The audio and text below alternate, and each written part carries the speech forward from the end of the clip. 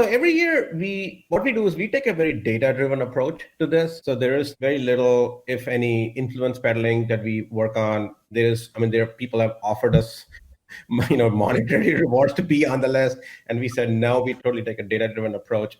And literally, it's what we do is we look at the different areas in which they have made their presence felt, right? So if I were to actually look at this year's, and it changes from year to year to some extent. This year we actually added a new category for a rating score focused purely on the COVID strategy, right? Because that was not there a year, the prior years. Right. So one of the things that we added this year was how did they influence the COVID strategy during this pandemic, and how did that, positively impact people there? The topics and opinions expressed in the following show are solely those of the hosts and their guests and not those of W4CY Radio, its employees, or affiliates. We make no recommendations or endorsements for radio show programs, services, or products mentioned on air or on our web. No liability, explicit or implied, shall be extended to W4CY Radio or its employees or affiliates. Any questions or comments should be directed to those show hosts. Thank you for choosing W4CY Radio. Welcome back, everyone, to the Geeks, Geezers, and Googlization Show, the home of Googlization Nation, where we talk with HR and business thought leaders about the crazy shift going on in the world of business, technology, and HR. Here's your host, Ira Wolfe.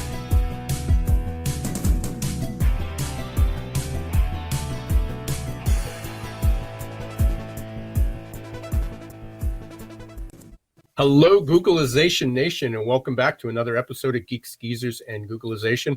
I've been looking forward to this conversation for about 2 weeks. For those who are not connected with me on LinkedIn or social media or on any of our lists, you'll probably not know this.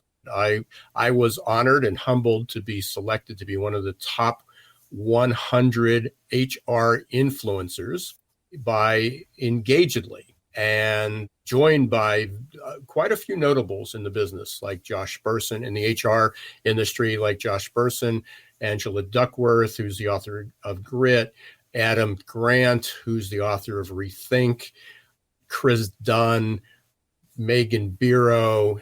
There's so many great people. Obviously, there's 100 people, and I'm certainly honored and humbled to be, part of that. So today, we're going to be talking with the CEO and founder of Engagedly, who has produced this list for the last 5 years. And his name is Srikant Chellappa, and he'll be joining us in just a minute. Before we get there, there's a couple other announcements that I wanted to make sure we covered. First is tomorrow I'm doing my next webinar, which is August 12th at 1 p.m. We will be talking about your playbook for recruiting in the age of Googlization. We already have quite a number of people signed up. I think there's a few seats left. We are capping the number. You can register yet. It's free by going to bit.ly/RAG, which is Recruiting in the Age of Googlization, RAG Playbook Webinar. And this will be an interactive session. We're going to be focusing probably on how to make sure your website, how your career site's website job applications are Google ready. And that's for anybody who's followed me knows that's a pretty big deal for me. And Google just released a new algorithm or a new requirement for jobs, which will be going live in the fall, just a few weeks away.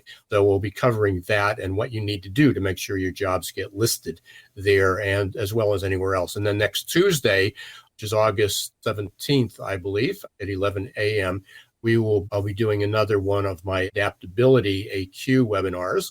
We'll be talking about reimagining tomorrow, how to reimagine tomorrow. And there's a new link for that. I believe Roxy has that, which is reimagine the number 2 tomorrow. So reimagine number 2 tomorrow, bit.ly. And again, registration is free for that. Both of those presentations, to some degree, I will be doing a SHRM Talent in 2 weeks, and then in 4 weeks at SHRM Annual, along with doing a Garden State SHRM Conference, speaking of the conference board, Talent Acquisition Council.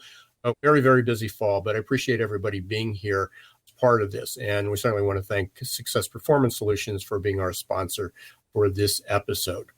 So let's, without further delay, I want to bring on Srikant Chellappa and from Engagedly, and he is. Welcome, Sri.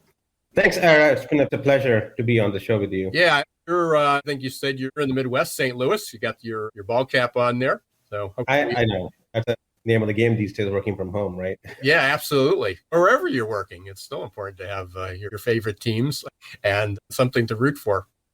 Let's talk about this list. And again, I've got to thank you personally. It's the first opportunity we've had to talk. I want to thank you. Certainly when I got the email, I was humbled, especially when I went up and looked at the list of other people. And it was interesting. I actually was at a conference, and Adam Grant, who was one of the people there, certainly popular. Many people know him from his TED Talks and other presentations. He was actually the keynote. He was the opening event. So he was my warm-up. He spoke, and then I spoke right after him. It was great. But you have a lot of notables, a lot of names I certainly look up to as my mentors that I follow. So let's talk a little bit about the background on that. This was the 5th year that you've done that. Is that correct? Yeah, it is the 5th year. We actually started doing this, I guess, exactly about 5 years ago. One of the things we realized is there hasn't been a comprehensive research done on the top influencers. And what we mean by influencers are people who are actually out there speaking about things and driving change within the people practice area, right? That through especially in the age of social media and virtual conferences and virtual podcasts and all the things that you do, we figured it was important to call out necessarily influencers who are actually influencing through those mass communication mechanisms that have really taken off in the last decade, if you will. And focus on that instead of just looking at academic research or people who are just publishing books or things of this nature. So that was the intent behind it. Us being in the HR tech space, we felt it was a good way to recognize those people, and so we've been doing it for the last 5 years. I'm sure I'm speaking for the other 99 as well. I mean, everybody from the interactions that we've had has certainly been honored to be on that list and surrounded by our peers and colleagues.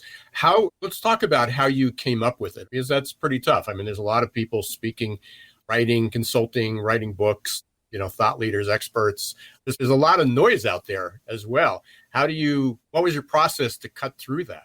Yeah, so every year what we do is we take a very data-driven approach to this. So there is very little, if any, influence peddling that we work on. There are people have offered us monetary rewards to be on the list, and we said no. We totally take a data-driven approach, and literally it's what we do is we look at the different areas in which they have made their presence felt, right? So if I were to actually look at this year's, and it changes from year to year to some extent, this year we actually added a new category for a rating score focused purely on the COVID strategy, right? Because that was not there a year, the prior years. Right. So one of the things that we added this year was how did they influence the COVID strategy during this pandemic, and how did that, positively impact people there? So typically we look at, if I were to actually look at the variables, we look at it's the recency, how recently they've been working on different areas in social and books and publishing, authoring different things like that. And how often are they doing that? So there's a frequency aspect to it as well. We also look at the social media presence, the followers in social media and different, like Twitter and LinkedIn primarily. We don't really, look at Facebook or any other social media for that matter at this point. And then we added a new category, as I said, for COVID strategy. What was their stance and how did they influence the COVID strategy or the people practice? And then also look at, people who run their own shows like you do, Ira, people who are speaking a lot in different conferences. Last year was mostly all virtual, or have been publishing a lot of books or articles that are in reputed journals and magazines. And then one area that we look at also, which is kind of different, is any new innovation or the innovative approaches they've taken, right? So that was important. Obviously, in this era of virtual workforce, innovation was actually very key in how we are innovating our concept of workplaces. So obviously we took a big variable of rating people in that. And last but not least, we wanted to make sure that we covered our diversity and inclusive initiatives, and we added a few extra points for the diversity aspect as well. So that's basically how we look at it. It's a weighted score. I'm not going to give you the full formula, but it's basically based on these variables. We look at different scores and how the people did, and then we come up with the top 100. We typically start off with about a list of about 400 to 500 people. That we do through an initial search. And I don't personally do this. Obviously, we have a team that does it every year. we we actually have a summer interns we actually partner with Washington University for that. So we have interns from there and our research team that works together with them to build this model out. Initially, I mean, you've done this for 5 years, so there's a couple questions I have with that. Why did what prompted you 6 years ago to say, this is important to recognize HR influencers? What was the incentive to initially do that? Yeah, there was already a list that was floating around in the HR tech space that HR tech does an influencers list in the HR tech space. But HR tech by itself, I don't think does justice to the overall people practice and the overall management practice involving people. And we didn't see any list that was there. And most of the lists were really focused on top 10 and top 20. And it's the same people who appear every year in that same list. I think the practice is big enough that it warrants a much bigger list. If I would say it's probably worthy enough to have maybe even 200 or 300 people, but then I don't want to dilute the value of you being on the list. But so that was the initial motivation for doing something like that. The other one was to really, this helps us too in many ways, right? One, obviously it gets our name out there from a marketing brand perspective, but it also helps us really understand what research is really happening out there. Who are these true influencers? What are they saying? Because we can take those learnings ourselves in the way we develop our product and our services to our clients as well. So there's a lot, it's really more of give and take and not just, one way to do it purely for marketing purposes. And a lot of the other lists are being done, I would say more from a marketing perspective. We obviously take a little bit of a balanced approach of marketing as well as actual research and influence these people have. I would think that from the first list, and briefly looked at, I wanted to be able to go back, and frankly, it just fell off my preparation table. Going back to the very first list of 100, in addition, last year you said you introduced COVID, what people were doing and talking about COVID. But what other trends have you seen? What's changed from the first list through 2021? I mean, first list was focused a lot around technology innovation. I think that there was a really big adoption of digitization of people practices and people processes. So there was a lot of impact from that factored into the list. That's obviously people like Josh Person and Adam Grant have been big proponents of that. They've been in this list, I think, pretty much every year at this point because of the vast influence they have. But I think the last year was very interesting. There were few themes that really stood out that was changing. One was obviously the virtualization of workforce, work from anywhere type of approach. And then how are people managers adapting to that and moving to that model while still actively engaging the workforce and getting the productivity they need as an organization to be successful. So that obviously was a big factor that really changed. It was a big shift. And a lot of the talks and articles and social media posts were really focused around that in the last year. So that I think was a big one. The other big one, which has been undercurrent for the last, I would say, I don't know how long, for maybe 100 years, maybe, right, is the whole diversity and inclusion and Black Lives Matter aspect of the workforce. Last year, it really came to the surface, right, with the whole Black Lives Matter movement. And there was a lot more talk about diversity and inclusion, a lot more talk about, equity, a lot more talk about, making sure that we focus also a lot on, income equality and opportunity inequality and things of this nature.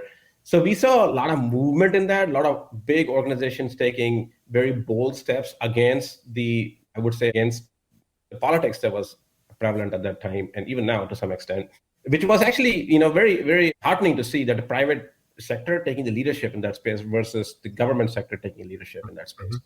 I think that was a big factor in it. And so one of the things that we noticed this year is that the diversity and inclusion category of the influencers is actually the biggest we've ever had. It's one of the biggest, next only to, I believe, leadership. So that was another big one. The other, so when I talk about virtualization of workforce and all of that, one of the things that actually came from that is really the wellness aspect at work. So there was a lot more talk around employee wellness, psychological safety, belonging in the workforce, having a sense of purpose, because those things became really important when you're not seeing your colleagues on a daily basis. Well, I think you answered this question because my other question, what surprised you most when you went down the list? And hopefully you're not going to say my name showing up as being the biggest surprise. But So you mentioned diversity, inclusion, names like one of my buddies is Torrin Ellis. I've interviewed him a couple times, and, certainly a huge, vocal proponent and need to be. Were there any surprises that you saw, not individuals necessarily, but that just you had to take a step back and say, is our formula working? There's no way to tell if the formula is working or not, because there's always some aspect of subjectivity involved in anything like this, right? I think one of the things that really did stand out is that we typically have a lot of repeats from last year because they're the same people who are really public out there. But this year, more than half or almost half thereabouts are first timers, which is kind of unusual because the last year, I think we only had about 1/3 or less as first timers. So there were a lot more vocal voices out there, a lot more people taking leadership positions and being more vocal about it, writing articles about it, being on podcasts and other type of media out there. So that was the big one. The other big one, as I mentioned, is DEI, the diversity and inclusion. That was the biggest category, one of the biggest categories this year. It's typically been a very small category in the last few years. So I think that was another big, not necessarily a surprise. I think it's anticipated given the environment we are in right now. I would say that was a big change. The only other surprise, I wouldn't necessarily know about call a surprise or not, is, and this is unfortunate, I will say, and I say this as a male, is that women, big majority in the people practice, generally speaking. But if you look at actually the people out there writing articles and talking about things, the men are the large majority there, doing the social media and, you and I being on this call, for example, right? And so that, I think, is starting to shift. I see more women taking, more public positions and actually being out there promoting themselves. And I think that's very heartening to see. This year, we had almost a 50-50 breakup between men and women. Last couple of years, it was actually around 40% women. The first year we did it, it was like maybe 30% women, Well, so I think tech would be the case. I'm sorry? I said if it focused on HR tech, that would be the case because yes, if it was focused purely on HR tech, that would be the case. Right. And since we are looking at a more broader spectrum of the people practice, I think we are seeing a lot more equity in the different demographics out there, including people of color as well. You had a crystal ball in front of you. Do you see any categories popping up this year that don't exist, or do you see this the same trend that diverse DEI is really going to grow, and what other categories do you see? We try not to make too many categories, to be honest, but that being said, I do see the whole virtualization of workforce as a category. I don't know exactly what I'm going to call it yet, but I do believe there's a category that I do believe needs to stand out because I don't think it's a fad. I actually believe that this is the trend that is not going to reverse. This virtualization has we've been always a fairly virtual company ourselves. Engagely, we have offices in 4 countries and employees in probably 10 different cities. But I think at this point, organizations, they want to hire the best talent wherever they are, and they want to hire that. As long as there's not a huge time difference or a huge language gap, they're hiring people in different countries and even in different languages, depending on the role. I think it's actually truly flattening out that ecosystem of workplace. I do believe there's a category that should be mentioned for that next year. Well, the world is flat. Tom Friedman's book is 20 years old. So right. He said that then, but at that point it was more, I would say the world was more connected. Yeah. Now I think we are at a point where it's truly flat. looking at all of the technologies that we have now to be able to converse, this was unthinkable 10, 15 years ago. So know the list, and again, I got to thank you for being on it and doing it, being on, recognizing, whether I was on it or not, recognize these people because they really deserve it. They really do. Your day job, Engagedly. So let's talk about Engagedly for a few minutes. What do you guys do? What solutions you're solving? Yeah, so Engagedly, obviously is actually a real word, believe it or not, to be actively engaged in your work. And that's very, the motivation behind the platform was. I came from Big Five consulting, and in my, 20 years of consulting work prior to this, I noticed that a lot of the organizations, were missing out on their good talents because they were not actively engaged, or there was a lot of, empire building going on, and the managers were being very protective of their people and not letting them go outside their cocoon, if you will. So there's a lot of aspects around that was causing, I believe, suboptimal performance of an organization, because you're not really harnessing the true potential and realizing the true motivations of an employee in an organization. So Engagely was really created to bridge that gap. How do you align organizational strategy to people processes so that they're both actively aligned?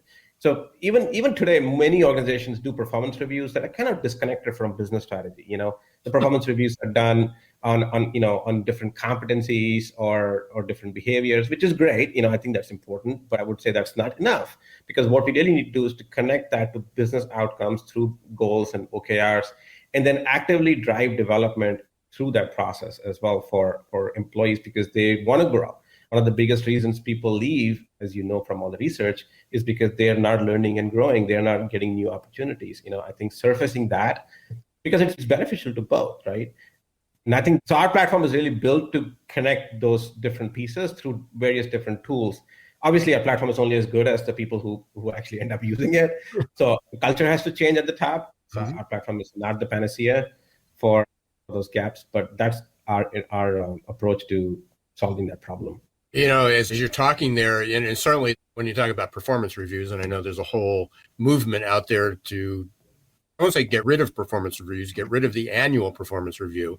And Right. Really it needs to be ongoing, through mentoring, coaching, giving daily feedback. And there's certainly a lot of changes there, but there's still so many get calls, especially as we enter the end of the year. Do you have a performance review we can copy? Do you have software?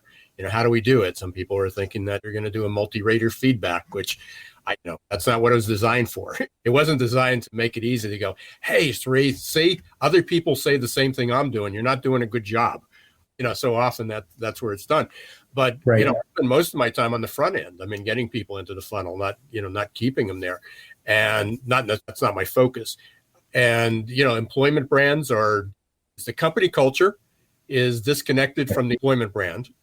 And the hiring process, you mentioned people are evaluated on competencies that aren't aligned with the strategic goals of the company. Well, people get hired on skills that are required to get hired, which aren't the ones being evaluated at performance review. And Right. the ones being evaluated at performance review don't align with the goals of the company. Right. Exactly. Yeah. You That's made what you Engagely. do. I mean, that's what Engagely does. It works on having, I won't say a seamless process, but having a continuous, that whoever you hire is being evaluated on the goals that'll help grow the company, not just to get a job. Right. Here's the bottom line. A year is too long to wait to have a performance discussion. Oh, absolutely. It's just too long. In today's day and age, it's like aeon,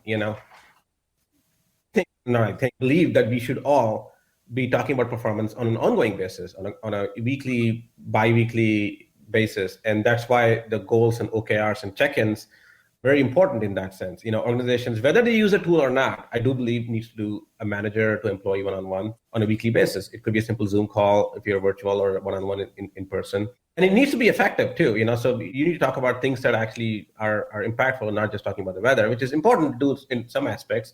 But you want to talk about, okay, here are your goals that we agreed that we need to do because this is the organizational goal.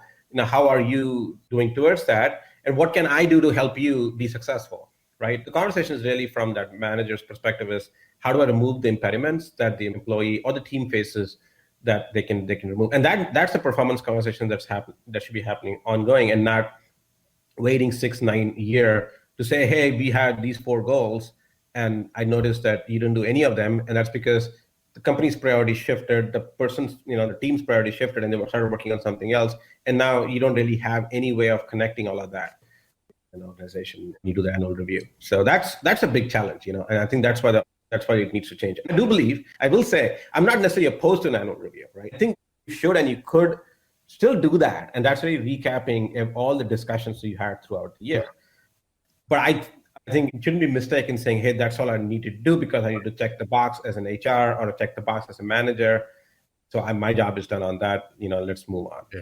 And for anyone listening out there, and I know you can find, there's a number of people out there that have been strong advocates of getting rid of the annual review because it was only done once a year. And then The only reason it was either done because an attorney legal counsel said, oh, you should have a review in case we're going to get rid of somebody. And the other problem is this is our documentation for salary increases. Right. Exactly. Who gets the bigger one. And so it's not that the annual review was bad. It was the annual review, how it was used was bad, but you're absolutely right. You can't give people feedback once a year and you have a manager accumulating a lot of cheat sheets, and then a lot of little notes and sticky notes throughout the year. And then you get this gift at the end of the year. Well, 6 months ago, I saw you do this. So just ineffective. We're getting a little short on time here, so I want to be sensitive to that. And I know you got a lot of things to do as well. Yeah, we're talking about favorite subjects. Yeah, what kind of companies are we have listeners. We have consultants. We have small mom and pop shops. We've got enterprise that is listening to this. What's your sweet spot? Who's engagedly good solution for? Good solution for so. The answer to that question is kind of I want to say warm and fuzzy. It's like the organizations that really care about people. Every organization says, yeah, we care about people. But really, do you? What are your processes that show that you care about people? And I think the processes that actually show that they care about people, I think those are the organizations we work really well with.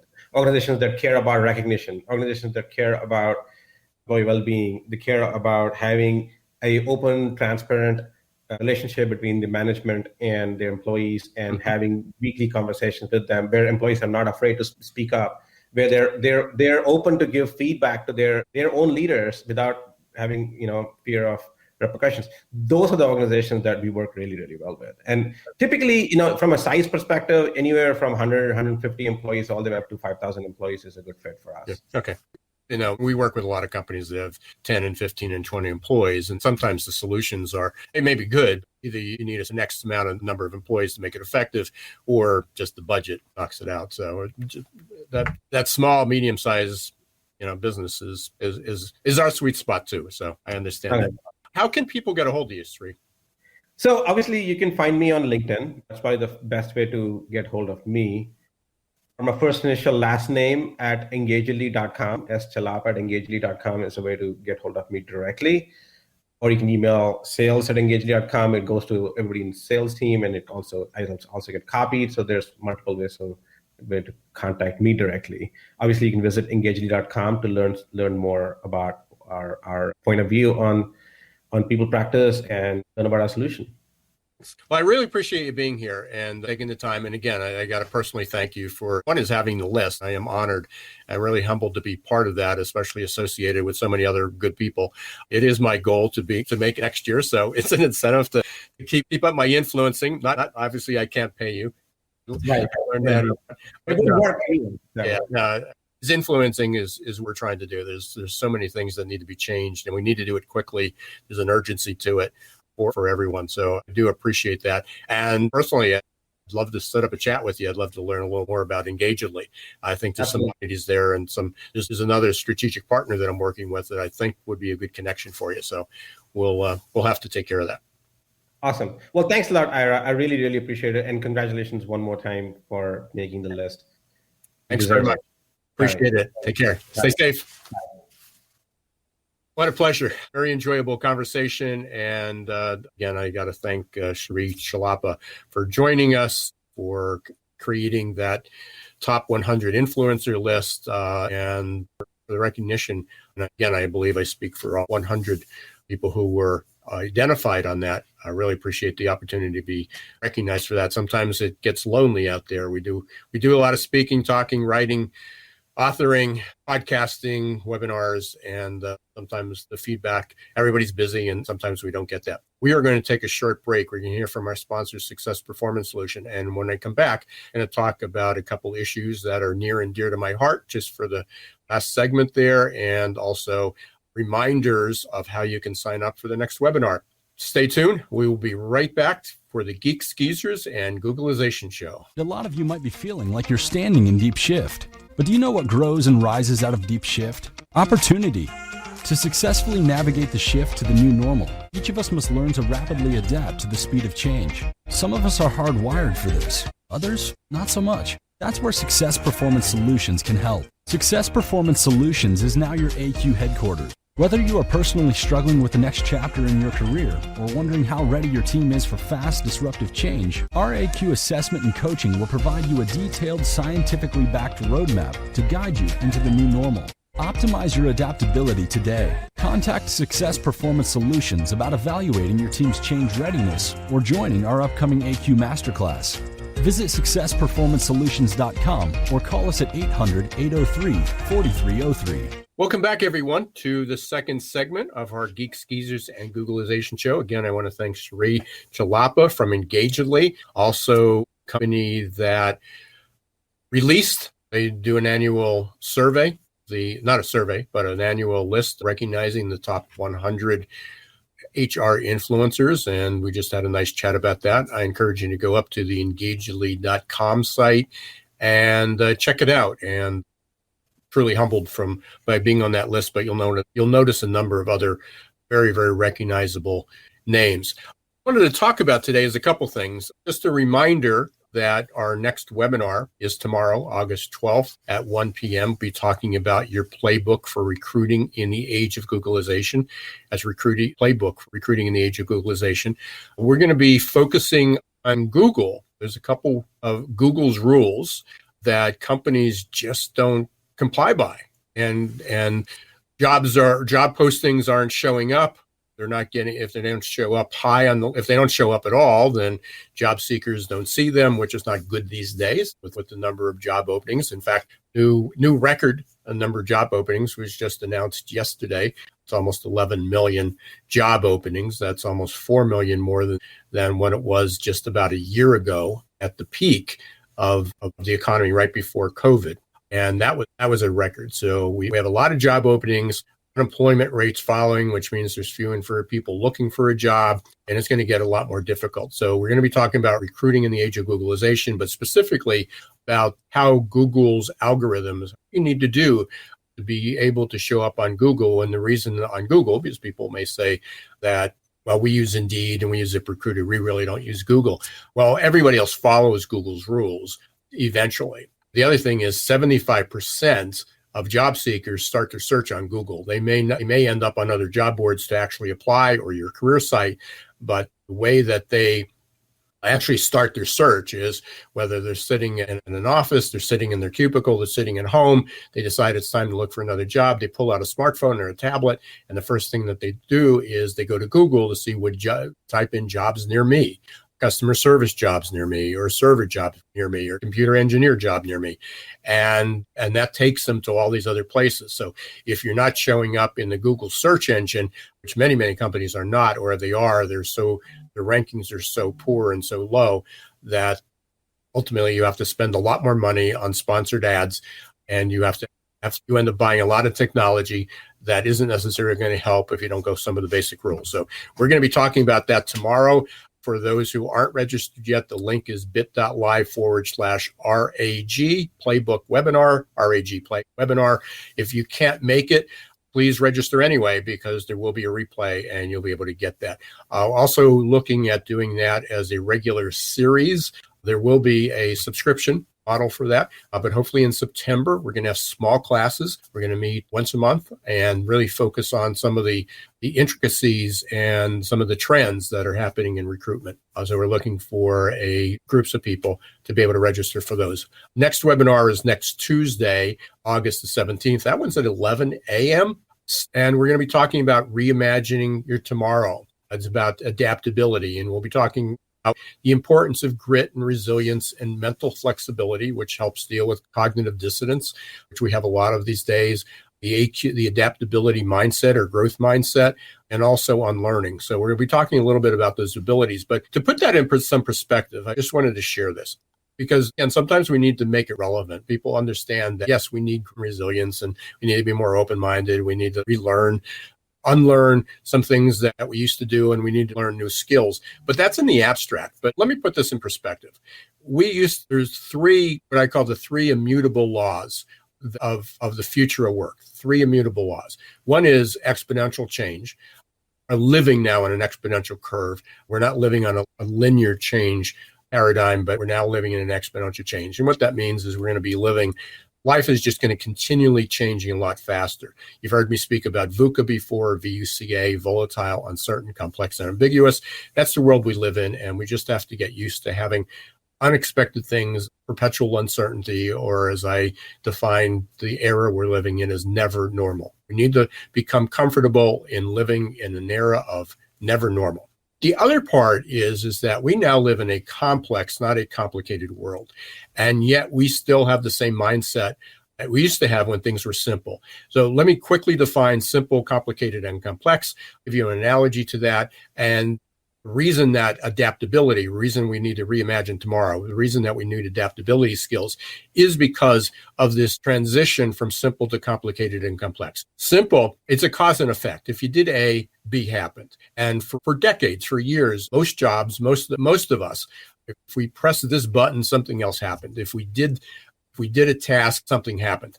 Simple, there are still some simple things in our life, but as most of you recognize, there's not many. The next is complicated. And what complicated is that there were patterns. Let me go back one step. If we talk about simple, is baking a cake. That's not even, is baking a cake. So buy the ingredients, we can follow the rules. And if we follow the steps and we pour in the ingredients and we mix them for the right amount of time and we bake them or let them cool or set up for the right amount of time, it works. But if we're trying to put together a big puzzle or build a model rocket, there are some patterns, but they're complex and we have to find the right pieces. Sometimes the pieces aren't readily apparent. It takes some thinking, but eventually you can create some rules, some algorithms, and this is where AI and automation comes in, for complicated tasks where there are repeated patterns. And once we figure out those patterns, we can make sense of that and we can create rules and processes. Or there are multiple components and we can pull that apart. So you may not be master at fixing an engine, but you might know how to change your oil, or you, by process of elimination, you can remove one part to see if that's the faulty part, or you can add new part to see if that enhances it. But you can pull the components together apart or put them together. There's always a pattern. There's always a consistency and a level of predictability. One of my friends described that as an efficient way of doing business, and it also, we can do it just in time. So in a just-in-time world, dealing with complicated facts were good. We needed skills, and those skills were IQ. We needed some experience. We needed grit to keep going.